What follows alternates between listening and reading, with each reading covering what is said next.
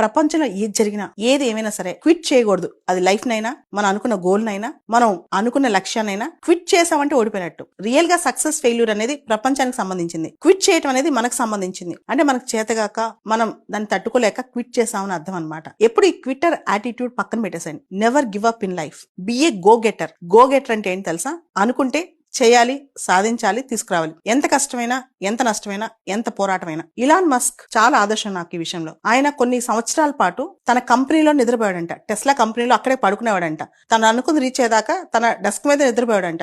రోజు 2 గంటలు 3 గంటలు పండుకుని 3-4 years ఆపకుండా కదలకుండా పనిచేశాడంట. తను అనుకుని రీచ్ అయ్యాడంట. ఒక లీడర్ అనేవాడు అందరికీ రోల్ మోడల్ ఉండాలి. నేను గొప్పవాడిని అవ్వాలి, నాయకత్వం వహించాలని కాదు, నేను వరల్డ్ క్లాస్లో ఇది తయారు చేయాలని కాదు. నువ్వు తయారు చేయాలంటే నువ్వేమి ఇస్తున్నావు, నువ్వేమి సాక్రిఫైస్ చేస్తున్నావు, ఇది చాలా ఇంపార్టెంట్ అనమాట.